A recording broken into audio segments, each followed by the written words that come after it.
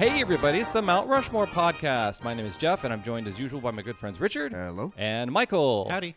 Richard and Michael love to deliberate the Mount Rushmore of any given topic, and this week is no different as we deliberate the Mount Rushmore of invisibility as depicted in pop culture, movies, entertainment, books, literature, anything. We have a special guest, however. We could have more than one. But the one that's showing up on the visible spectrum is Paul Preston from themovieguys.net. How you doing, Paul? Hello, North Dakota. Paul, what is it that themovieguys.net does or is or You know, what? just hit me. I'm not sure if Mount Rushmore's in North or South Dakota. Rapid City, South Dakota. Dakota. Yeah. You guys don't know? We flip a coin every time. Yeah. Doesn't matter. It's a Dakota. If you really want to get much more specific than that. We can all agree it should just be Dakota as one big That's state. right. Why tear down this wall? That's what we're doing at themovieguys.net. We're working on the Dakotas coming together as one big Fanning state. and Well, L. Who's the other Dakota? Yeah, that's right. Okay. Johnson. Johnson. Okay. Yeah. Okay. I'm a movie guy. So go to themovieguys.net and you'll hear me blather on about movies. And you have a cohort in crime, right? Many cohorts. There's a guy named Ray Scalacci who writes an article every week at the site about what's new The on third baseman Blu-ray. for the Brooklyn Dodgers. Ray Scalacci? No way is there a name. Is that real? No, it just sounds like it. there's no way Jeff knows any third baseman of any baseball Here he is, team. the singer, Ray Scalacci. He's 90 The pride years of old. Ebbets Field. Right. My wife Karen and I, we do all sorts of shenanigans, and then there's Adam Witt, Stephen Lewis, and Bart Kayas, a whole bunch of people gathered in doing articles, reviews, red carpets, podcasts, and Sean Blodgett and I do a new Star Wars podcast, one a month, counting down to episode 9. Mm-hmm. So we have fun here. Well, right on. So the Mount Rushmore podcast isn't always about entertainment or movies, but it often is, and many times movies or films or TVs, things come up in our discussion of certain topics. But the scope of this... That'll happen today. It'll happen today. I hope so. It's Damn always it. fun.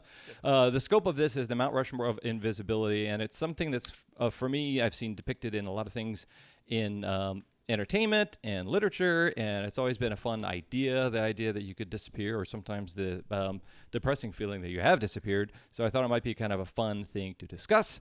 And here's how things work now that they don't work normally, is that Richard and Michael, normally they're at odds, but like Kmart and Sears, they're teaming up to take on the competitors that are coming at them.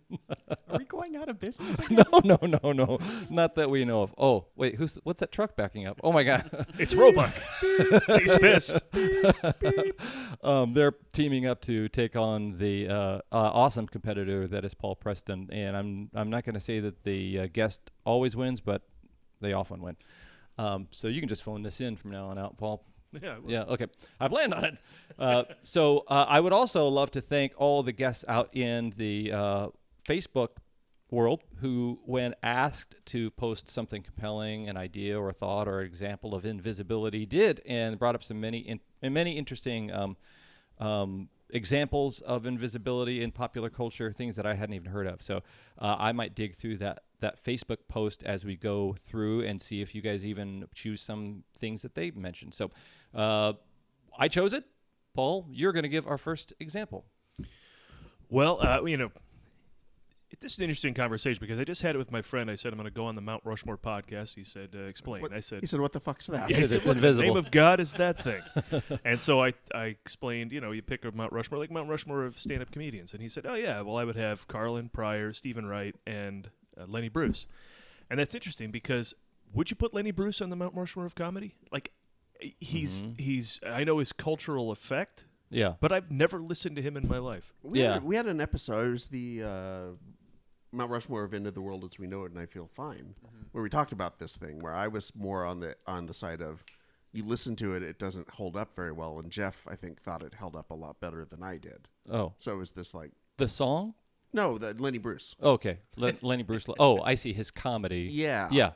A lot of it depends You, on... you'd be surprised. We went off on a tangent on that episode, Jeff. It's not Wow, surprising totally. to you. Yeah. Wow, okay. A lot of Mount Rushmore depends on what your concept of Mount Rushmore is. Is it the best of something, or is it the most representative?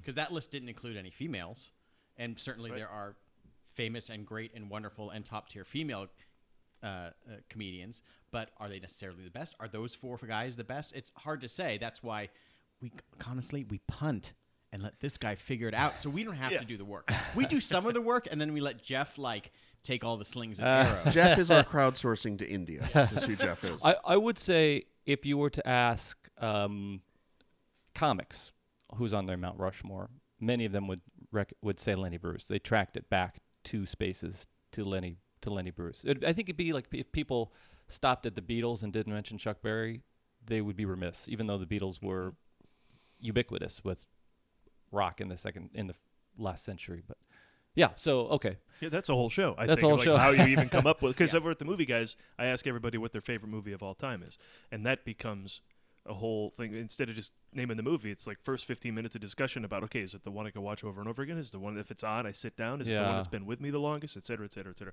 So I'm not going to say H.G. Wells or Claude Rains or any of that. Okay. It's the classic Invisibility stuff, or The Great Gazoo. But I will go right to... there's a comic in Vegas by the name of Mac King. Okay. I don't know if you know who he is, but he plays afternoons at Harrah's. Still does, even though I saw his act about 10 years ago for the first time. And I believe his haircut is very reminiscent of Pete Rose. True. Yes. That's the guy. Right. And his The jacket Mo. is very reminiscent of, a 70s carpet. And he does this bit with the cloak of invisibility that just had me falling over laughing on the ground. Oh, that's funny. He says he's got this cloak of invisibility, and he doesn't feel like doing it right now, so he throws it off stage. Well, that just sets himself up for a callback of enormous proportions later in the show when he's doing a card trick and he has to make cards move from one person's pocket to another. He comes on stage with the cloak of invisibility. Dead set positive we don't see him. Yeah. And he does this dopey stuff, and it's just hilarious. Yeah. And to the point where since these aren't ordered, right? Like you would say Washington is the best president on the... We have a ridiculous scoring system. Oh, do you? That Jeff will have to explain later on. Or when we do the forget. scoring. Yeah. We'll forget to do. Yeah. But oftentimes the points get higher the further you get in, because the assumption is that the most obvious choice is the one that will be at the top. So you knock that out. Right. Don't sweat it. We've changed this I'll every kick year. dirt on Jeff if I get that It's score. all Jeff's fault ultimately.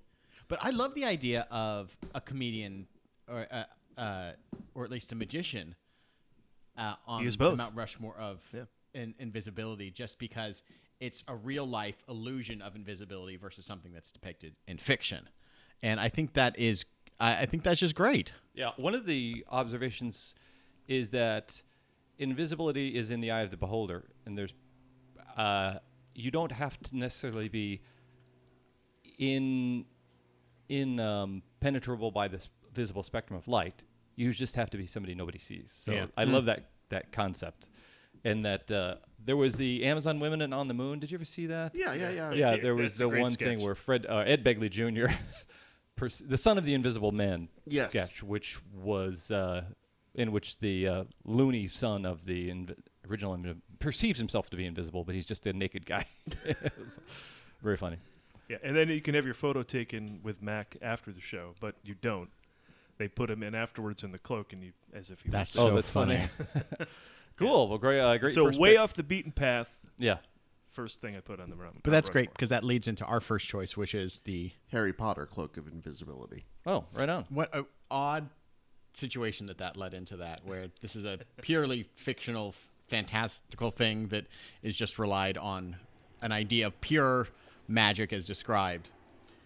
Yeah, I mean, if you guys have never read or seen the Harry Potter franchise or been to, I guess, Universal Studios or played this fucking game on your phone. Now, why that don't my we wife plug won't that stop for our playing. listeners? If our friend J.K. Rowling wants to kind of make it, maybe we can help her out with That's saying, true, What yeah. is this Harry Potter? So there's a boy, and he loves dragons. Is that right? Oh, it's Pete's dragon. Oh, yeah. I got confused. Okay. So the whole idea is something that was passed down from his family, and it got passed down to his dad. And when his dad was killed by he who must not be named, What? It gets taken by Dumbledore and then eventually given to Harry. I believe I have that right off the top of my head. And it's basically a giant plot device, is what it is. It's this plot device for whenever they need to get from point A to point B, and you need to be able to see something that's happening that otherwise you wouldn't be able to, because the main point of perspective from the book's standpoint is on Harry. So you need Harry to be there to be able to see something that's happening Right. that an omniscient narrator would be able to tell you. But since it's this real focus on Harry 95% of the book, you need sort of this vehicle to be able to do that, and that's what the invisibility cloak provides. I do like that over the series it kind of changed from being something that was just these schoolboys and girls are in this castle and they need to sneak around, and every boy and girl in a school situation wants to sneak around, and then it turns into it's this thing that is actually deep in the lore of this world, of this thing that hides you from death. And is that even It's one of true or the not? Deathly Hollows and all of this It starts stuff. out as something pretty innocent and leads into being one of the three bigger, elements of the character's story and part of the downfall of, the main villain. And I think that's pretty interesting that, it starts out as this kid's book and then ends up as something deeper. I mean, it's still a kid's book at the end, but it has deeper meaning the further it goes on. Or even the fact that physically, I mean, you mentioned the change from who the book is targeted from the series. The first book was really targeted toward kids, and the further along you get, as the main characters get older, that's sort of how the focus of the books change.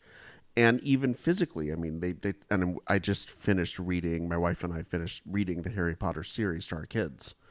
And one of the things that you notice is that they can't fit under the cloak anymore.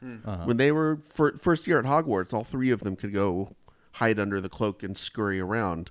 By the time they get to the last book, they're like 19 years old, and there's still three of them trying to fit underneath this one cloak, and their feet are sticking out. And it's a total mess. Yeah, like a Muppet Man. Yes, basically. The Harry Potter example was only mentioned once on the call for entries on Facebook, and I'm surprised because often the most popular ones are mentioned the most times, or I know it's not the most popular, but it's very big. Well, in pop culture. it's kind of a niche book, so Yeah, it's someday- genre. So I don't know. Someday that gal J.K. You will just, sell some books. But Anderson Dadu, friend of the podcast, mentioned it. So what were you going to it say, just Paul? renders them invisible like Pete's dragon. Yeah. Okay, just trying to put it all together. Yeah. Okay, cool. So does anybody here mention any kind of Tolkien type of reference in it? Are you going to? Possibly. Maybe. Oh, okay. All right. Good to know. Paul, what's your second choice? My second choice is Monty Python's How Not to Be Seen. Oh, fun. Incredible. If you don't know Monty Python, they are a completely absurd British comedy troupe from the 70s that did amazing sketch work on a show called Monty Python's Flying Circus. Get on Netflix or Hulu or YouTube or wherever you got to get to watch it. Of course, if you do know it, then you know this legendary sketch. But again, if you don't, this is a perfect primer for what they're all about, because it's just completely surreal, completely absurd, and it's done for no other reason than to kill or blow up people. Yeah. They talk about people, they have a shot of the woods, and they talk about people in the woods who are trying not to be seen. But unfortunately, they're not. They either reveal themselves and then are shot Yeah. or blown up, or they don't reveal themselves, but they know where they are anyway and Yeah. are then shot or blown up Yeah. as well. And it just extends to, a nuclear bomb. It's because it's them. Yeah. And that's I mean, anything Monty Python is good, but this is so particularly surreal, and people trying to be invisible from a random narrator who's just out to kill them Yeah. is a great lead-in to a whole world of Python. Mm-hmm. Yeah, I think Python began So you remember National Lampoon when it started was kind of a anything goes humor magazine, and then it became to satire other magazines. So it was delivered somewhat like The Onion, in which it is in the tone of a journalistic Chicago manual of style, or whatever you call it in England, an actual qualified reporting journal. And then when Python would do their silly things in what seemed like a straight BBC, you could have changed to it from another BBC channel and thought it was real. When they were deadpan, I think they were at some of their finest humor. Always loved them dressed up like twits or dweebs or old ladies or whatever. But The guys with the napkins on their yeah, head. I remember as a kid watching that and thinking, this must be what their school films were like. How to cross the street, or how to like their in case there was how how to go into your desk in case a bomb goes off or something like that. It felt like a real training film. See, I remember watching it, and mainly because every once in a while there'd be boobs Yes. on PBS. Was it was very did exciting. Python have boobs? I know Occasionally, Benny Hill. every once in a while. You mean like the Botticelli? Victorian Or drawings. the- Gilliam drawing. Yeah. Every once in a while they would throw a little skin in, Oh yeah. for the lads. Benny Hill it was almost 9 out of 10 times you knew you were gonna see something awesome on Benny Hill. But no, I love that pick. I love my favorite part of that sketch is when the setup is there's nothing but one tree, Yeah. and it's he is well hidden, but it's pretty obvious where he is. Boom. Yeah. Then the next one's two or three trees, and it's like, well, this is better. Then they just blow up all three Yeah. trees. Well, they blow up one because we're pretty sure he's not here. They blow up the next, pretty sure he's not there. We're pretty sure he's here. They blow up, same explosion, but you hear, "Ah!" Oh, I love it. I love that the Python were all Oxford or Cambridge educated doctors, lawyers, barristers, and they're doing these silly things. Okay, Winfield and Manfredi teaming up. Our next choice is The Invisible Boy from the 1999 comic book movie Mystery Men. Oh, wow. Where Kel Mitchell plays a character who can turn invisible as long as you're not looking at him.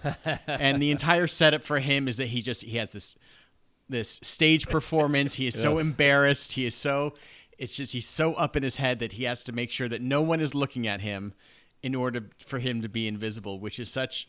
You talked about perception earlier with the stage magician. Yeah. It's just a perfect setup. Of course, you're invisible if nobody's looking at you. I mean, they maybe can hear you. It's a very metaphysical Yeah. sort of thing. Are you actually visible if no one's looking at you? Yeah. And the movie itself wasn't well received back in 1999. I think it was kind of coming off of Batman being very popular in 1988 and that being darker. Yeah. And a new crop of superhero movies were like right on the edge of coming out. Spider-Man was a couple years away, and X-Men was on the edge of coming out, and this was this weird Dark Horse property that was a comedy with, it was just weird, and I don't think anyone really liked it. I've seen it since then, and it's great. Yeah. It's over the top. It's silly.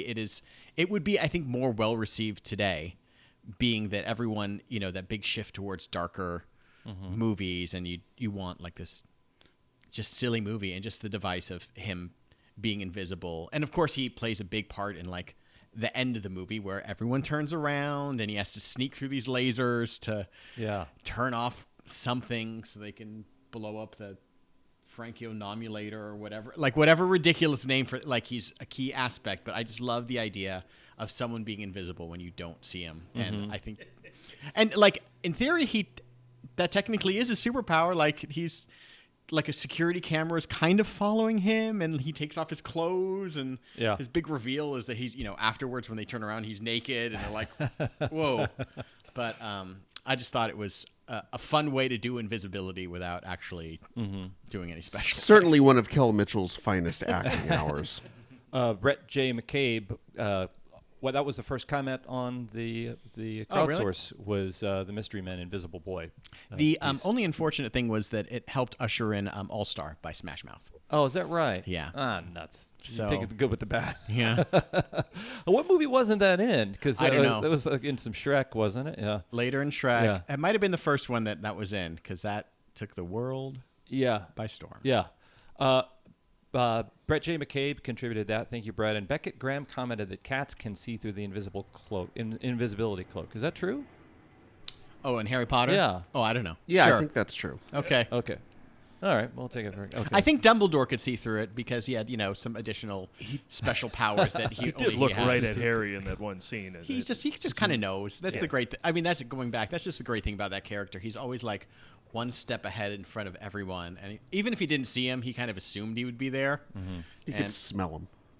Yeah, it doesn't cover up the awful teenage funk that's Exactly. emanating from Yeah. the cloak. You know what I think is interesting, and we'll be at our halftime after this, but the idea that invisibility as a power in general is something that he felt like he had, and he felt like if he thought hard enough, he could make it happen, and he needed other people to kind of believe in that invisibility. So it's almost like a pact that you have with the onlooker, And it does bring up the Ralph Ellison Invisible Man, and how invisibility is something that's can be part of sociological observation. Is that somebody who is just, they are just so beneath others in the socioeconomic structure of a place that they are ultimately rendered invisible. And we all have those times when we emotionally, like we can't emotionally feel like we could go out and fly, but we have felt invisible at times in life. You know, you can't. It's one power that we almost can have the feeling of as human beings. So God, I love when this episode goes deep, Yeah. right into the break. yeah. So those who've tuned out, tune back, back into the Rushmore podcast. We'll return to the comedy portion of the podcast now. For our halftime, thank you so much for listening to this podcast. Thank you for recommending it to your friends. Thank you in advance for downloading, rating, and reviewing previous episodes of the Mount Rushmore podcast. It's summer. You're out by the pool. What better thing could there be than to listen to past episodes of the Mount Rushmore podcast and have yourself a rating party? Go out, giving 5 stars to those past what kind of episodes. party? A rating party. One letter, big difference. Listen, I'm doing the transcribing for all of our supporters because they get the newsletter with all of this written out, so they don't have to listen; they can just skim through it. Michael so thought I want I to make said- sure, just making sure. He thought I said raking party, which is something we save for October, November, for the Midwestern states mostly. So please do us the favor of enjoying, rating, sharing the Mount Rushmore podcast, which you can find on iTunes, Stitcher, Yep.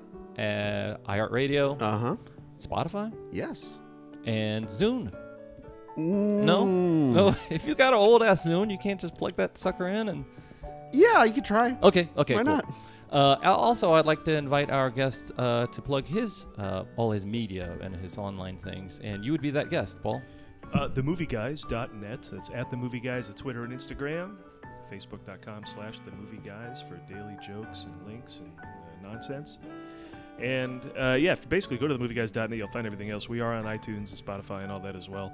Believe in Sports Movies is the new podcast, as well as Countdown to 9 and the TMG interview. Tomorrow I'm interviewing Bethany Hamilton, the surfer, who was victim of that shark attack. Oh. So she's got a new documentary coming out, so that'll be posted Right on. perhaps by the time this goes up, so you can go and listen to her. Just clicked follow on Twitter right now. It was that simple. See how easy it is. There you go. Easier than going out in your yard and raking up those leaves. So tune in November when we have the raking podcast party. If we all just rake, we'll have no more earthquakes. We are next to an airport here. We've been victimized. We've attacked the airport. What did he say? What was this? Never mind. This is not the Trump cast. Okay. We also always ask people to go on to social media and to suggest future episode topics. We have had folks come on to Facebook, Instagram, and Twitter and suggest topics, and we end up tackling those topics on the podcast. Sometimes the suggestor has been a participant on the podcast. So please get in a dialogue with us. We appreciate those who comment on Facebook when we ask for suggestions for our Mount Rushmore Can I ask podcast. a question? Sir, yes. Can sir. I get in conversation right now? Absolutely. What's the biggest one where you're like, man, I can't even come up with 4? You ever have one of those topic-wise? Ooh. We had a couple. We have one There's episode. some that you like kinda- Scraping. You're just Yeah. like, We- this is a quick Google search and see what Types I of can come up grass. with. You're like, oh, There's God. one that will remain an unreleased episode. That was the Mount Rushmore of the worst things about sports fans. Oh, Which I remember we got done with it, and Michael and I in particular looked at each other and kind of gave one of those like, ooh, You just feel kind of skeevy about things. that. Because it was just so negative. Just Oh. alienated half the world. It was Yeah. because it was just sports fans are assholes. You're talking about yourself, and then you're talking about your friends, and you're like, I've been around these people, and they probably know whatever story I told. Yeah. wanted to refer.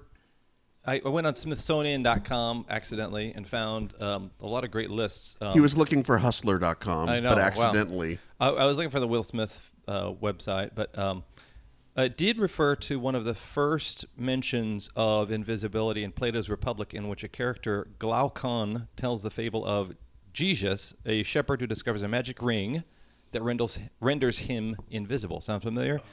With his newfound power, Jesus infiltrates the royal court, seduces the queen, and murders the king.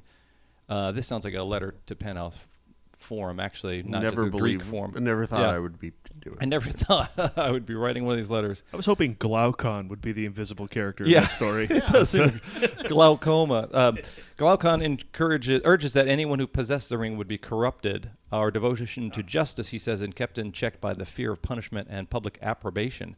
I think that's interesting because later on there's a theme in H.G. Wells in The Invisible Man, which he discussed. Science divorced from ethics is a nasty, hopeless business. So I think it was interesting that even the earliest examples of this power, unchecked of invisibility, has a little bit of a morality and judgment attached to it. Yeah, Because it's immediately misused. of course. Yeah. Okay, we are back. And for those who tuned out, tune back in because Paul Preston is about to get on the mic and let us know his third choice. I think the 4 funniest things in the world are the Howard Stern Show, South Park, The Onion, and Arrested Development. Oh, yeah. And in Arrested Development, they have this great ongoing gag. You can always tell a Milford man, because Buster Bluth went to Milford School, which a graduate of the school boasts that the children of this school are neither seen nor heard. And so then it's the man's goal who graduates from that school to continue a life of that Yeah. trying to neither be seen nor heard. Yeah. So you would often see Buster just kind of in the background of a scene, just kind of blending into Yeah. the back. Blending was their special skill. So I just, that made me laugh so much. And of course, they're kings of the callback on that show. And it made for not just an episode called Public Relations. That's the name of that episode if you want to go watch that specific one where they first introduced the Milford Man thing. But Buster does it through the whole season. And it's hilarious. And if you don't know that show, I envy you. You have something to look forward to Yeah. in your life. Yeah. Tony Hale from Veep and just voiced Forky in Toy Story 4 is Buster, and he's hilarious. And if he's on the Mount Rushmore, I don't want you to see him. All right, I want him to kind of blend into the rocks and have the other 3 people I put up there be in the Mount Rushmore. You could also, from Arrested Development, have gone with Tobias blending in with things when he's blue. Yeah. True. Another example of camouflage or invisibility on the show. Yeah. I blew myself. Yes. I love Tony Hale creating his own time zone as a character. He has his own type of, and he does that as Forky too. He's just such, it's almost like he's got his own ecosystem that his person lives in. You know, Michael and Job could. And the parents and everyone are kind of... Yeah. They all share the same kind of humor, the same whatever. And Buster is just this weird, almost like Stephen Hawking invented this kind of black hole of bizarreness that the camera kind of goes into. And they have the completely bogus next week's, Yes. next week. And that's where one of the biggest things ever to happen to his character happened, where he lost his hand. Just in a complete... the show's almost over. We got 30 seconds left anyway. He loses his hand, and they'll never have it again. That show's amazing. Was he ever in the Army? Was he really in the Army? When he talks about Army, being in Army. I can't remember. Yes, he was for a little bit. But But was I he don't think they had really? like army sequences, which makes me Yeah. wonder if he actually ever got to where he served. He or- never. He was always wearing kind of it looks like a brand new uniform. He never Right. looked like he was really, and he was always there. He wasn't in Army. And he always says, "I'm in Army now." So I thought that was curious. Okay. Well, it and would only be right that he wears camo Yeah. when he's trying to be neither seen nor heard. Winfield, Manfredi, what do you got? All right, so we mentioned The Invisible Boy earlier. Yes, sir. For this one, we are going with The Invisible Kid, the 1988 truly awful comedy. Oh wow. And I don't know if I've told this story on the show before, but we've done 175 episodes, so fuck it if I've told this story Was before. I in any of these episodes? Couple. Oh, okay. You're like Just the recurring, bad ones. You're a recurring character. We get letters when you're on Hopkins. Yeah, your Q rating is not exactly through the roof there. What is this? I love these things. So I can tell you that this came out the same weekend as Beetlejuice, and I know this because my whatever probably would have been 7th grade basketball team, for our end of season party, our coach decided to take us out to the movies, and every kid to a person wanted to go see Beetlejuice, but he said, "Well, this is a PG-13 movie, and you guys are 12." So I don't think I can take you to this. How about we see this Invisible Kid movie? It's PG rated. Yeah. And we were like, whatever. And then about halfway through the movie, there's boobs. And then we were much more interested in this movie as 12-year-olds. Pretty good 13. PG-13. And meanwhile, our coach freaks out as soon as the movie's over. Is like, guys, because he's like a teenager. Yeah. He was like 19 maybe at the time. Guys, okay, you cannot tell your parents that this movie had boobs in it, okay? I will fucking kill you, kids. I will destroy all of you. Which kind of plays into this idea of, I mean, look, this movie it's not even on Netflix. It's not even on DVD. You have to watch it like a ripped version off of a VHS on YouTube. It's like Zapped, but without all the charm of the Scott Baio, Willie Ames pairing, right? Ouch. But it does kind of tie into this larger idea of the pervy nature of invisibility. Yeah, when we found out that we were going to team up to fight you, Paul, we thought, like, I wanted to talk about how people would immediately misuse invisibility. Yeah. And Richard came back with, it's one of the two things that you talk about. Would you fly or would you turn invisible? And think that's a part of your nature to who would choose flight, who would choose invisibility. And I think that putting it in the hands of a teenage boy is just the worst idea you can for invisibility. Right. Going back to Harry Potter. In Harry Potter, you know that immediately that invisibility cloak in a lesser moralistic type person, he would immediately be sneaking into girls' bathrooms and being awful with it. But Harry Potter, it never even occurs to him. Yeah. But in the Invisible Kid, Because it's just this, bad movie, guys. Usually I'd say, okay, guys, check this out. I'd even say check it out if it's a bad movie. The only reason to check this out is to be like amazed at how bad a movie could possibly be. It stars Jay Underwood, who is later on went on to be Bug in Uncle Buck.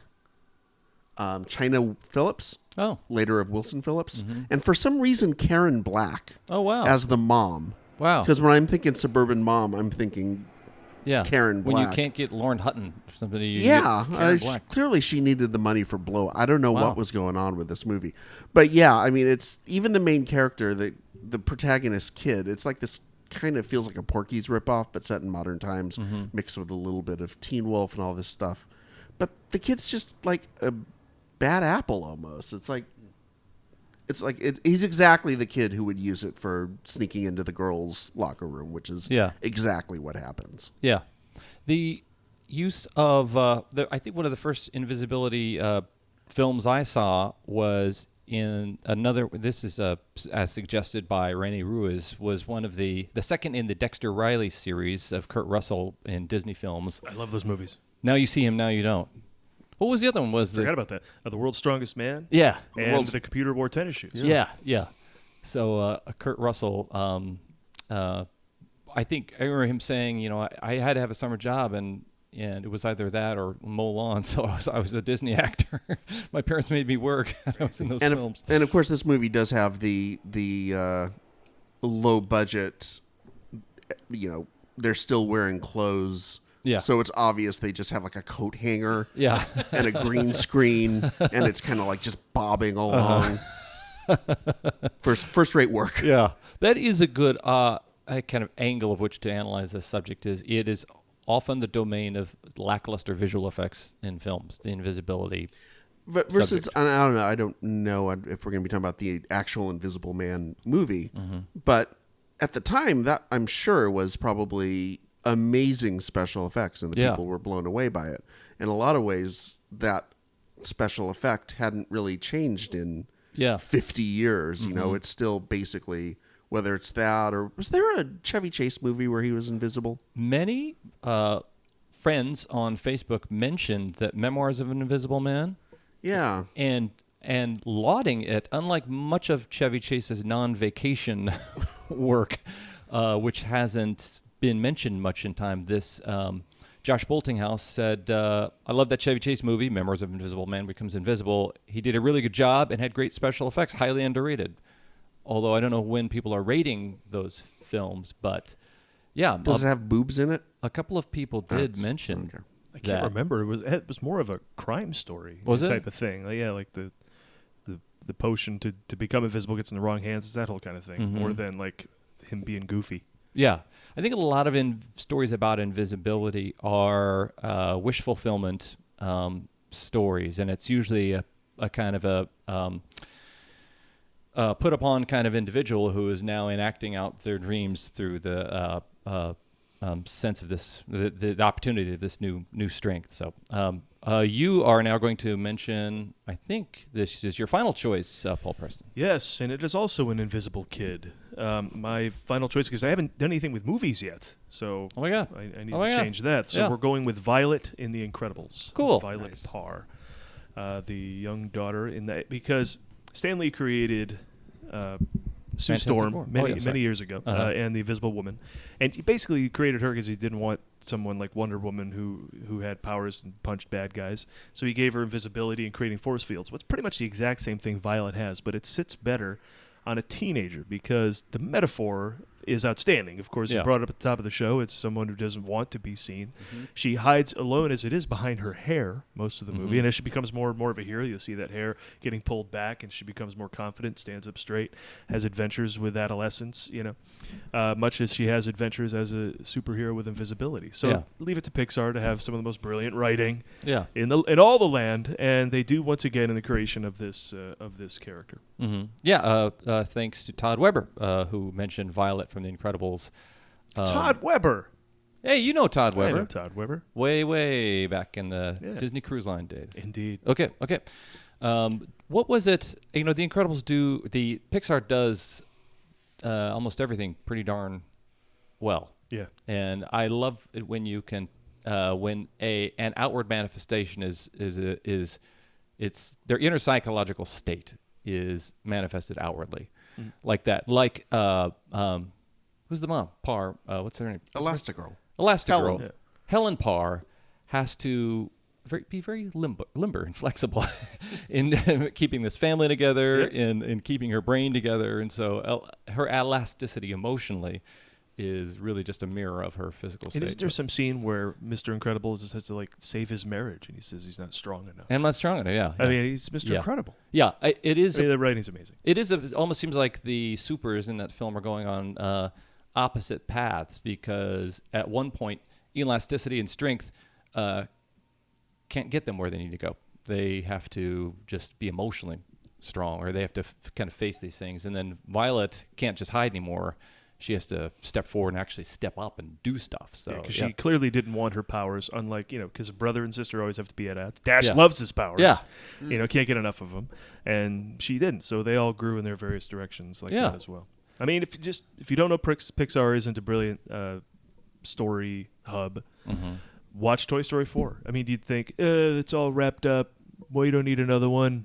Perfect trilogy. First of all, it's not a trilogy. They're in 3 individual stories. And secondly, you're wrong. The producers, when I saw it, said that this was never Andy's story. It was Woody's story. And he's got more stories to tell. Yeah. And so any challenge, any sequel, anything they want to do, go for it. I would believe they pull it off before anything else. Even in Incredibles 2, which you'd think there wasn't more to do there. Nonsense. Yeah. Pick that movie up from right where it left off, and it's great. Agreed, except for Cars 3 for me. Didn't need it. Cars 2, I didn't. Yeah, need. Okay, Okay, yeah. if we're gonna get ready. Double agreed. Okay. Wrapping up the episode, Manfredi and Winfield. Well, you mentioned it earlier. Yeah. The One Ring. Oh, shoot. I'm sorry, guys. The One Ring. You Okay. stepped all over it. Sorry, guys. Like Because the secret to comedy is, of course, guys. So, some wait, fries? what is it? Timing? There Timing. it is. There it is. Location. This is the Location. Glaucon story. Nailed Is that it. what we're talking- Good job, everyone. Sorry, guys. What I liked about the Ring of Invisibility within The Hobbit and then in Lord of the Rings is that it was a retconned piece of jewelry. Originally in The Hobbit, it was just a ring of invisibility. It wasn't tied to the One Ring. It was just this thing that allowed Bilbo Baggins to escape from Gollum's cave and rejoin up with the dwarves. But once he started getting the ideas to write The Lord of the Rings and kind of expand the universe, he kind of rewrote The Hobbit and put out new editions where it became the One Ring, this thing that Sauron had created that was this all-powerful magic ring to control rings of men and elves and dwarves and yada yada. And this ring went from something of a simple invisibility ring in a kid's book to being this all-powerful, adult version of the same thing, where it didn't just turn him invisible, it sent him to this weird shadowland where, if you watch at least the movie adaptation of it, like Frodo it doesn't seem to be a good thing when he puts it on.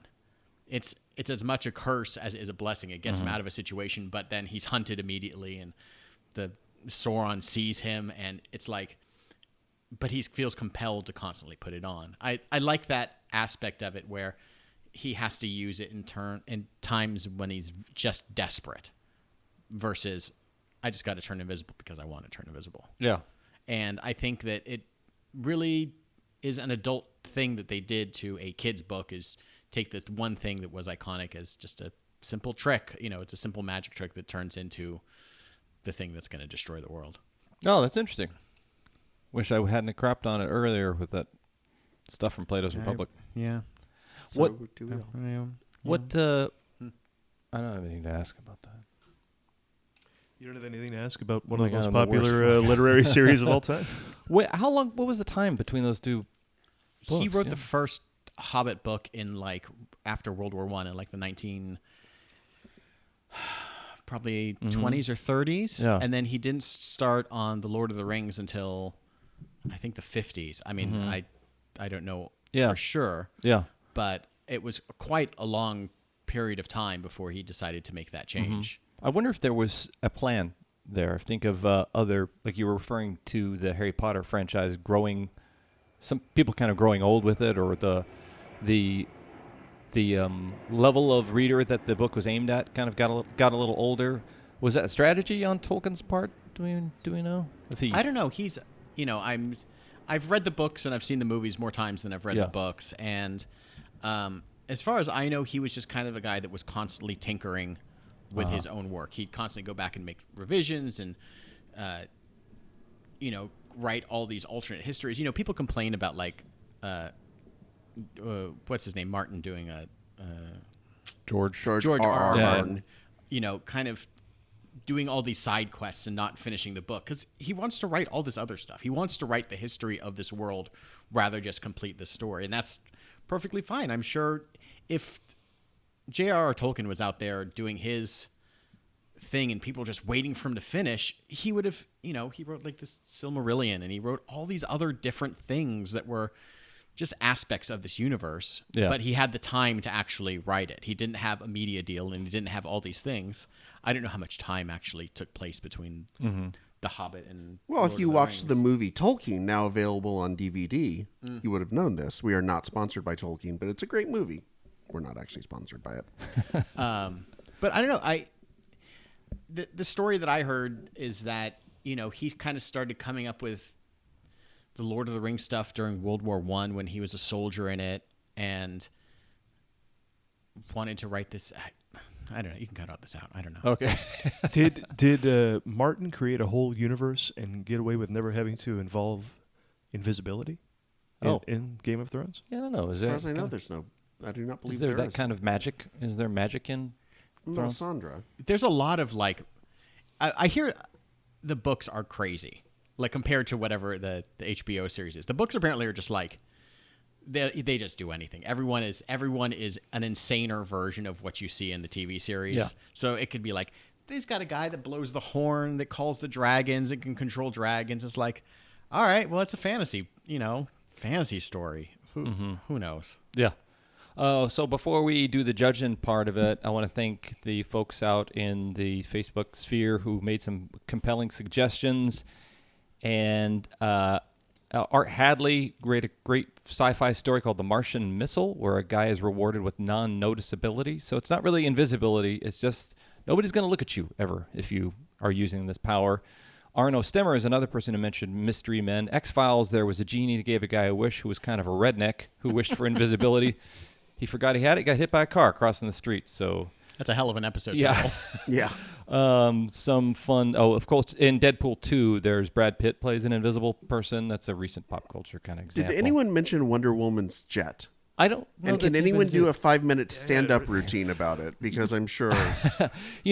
Todd Williams did mention Wonder Woman and did want to make an observation regarding the physics and how light hits an invisible. If you're invisible, then does light actually hit the photoreceptors of your eyes? And so we're kind of getting in deep with that. Yeah, because can you see Wonder Woman inside? Or can you see if jet? you're Wonder Woman? Oh yeah. Can you see her inside the jet? Is it just a Wonder Woman zipping around like she's sitting somewhere on a toilet? And she's just, some fun observations. Brian Ullman, you're technically invisible to a T-Rex if you don't move.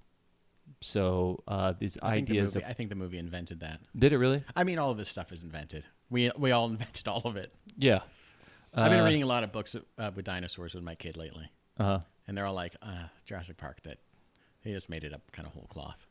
There was a funny observation from Peter Newcomb from Grape Ape, the cartoon. Invisibility can be foiled by dumping paint from an aircraft all over whatever is invisible if you have some idea where it is to begin with.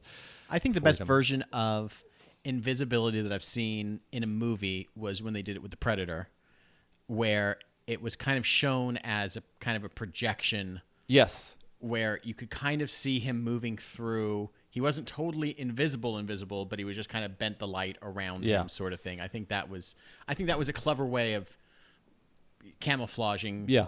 The hunter character. And that may be pretty accurate from a scientific standpoint. The things when I've seen something that has cloaking capabilities, right, it does seem to kind of distort the light versus make or you it takes a picture of whatever's behind you. Yeah. Or whatever.